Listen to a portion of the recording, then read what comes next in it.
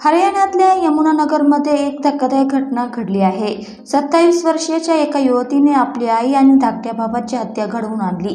त्यासाठी तिने आपल्या मामे भावाला हाताशी धरलं। यामागचं कारण काय होतं तर आई आणि भाऊ तिच्यावर लग्नासाठी दबाव आणत होते आणि तिला मुक्त स्वच्छंद जीवन जगायचं होतं। या कारणासाठी तिने आई आणि धाकट्या भावाला मारूनच टाकलं। काजल असं आरोपी तरुणीचं नाव असून तिला 13 मे रोजी 27 वर्ष पूर्ण झाली होती।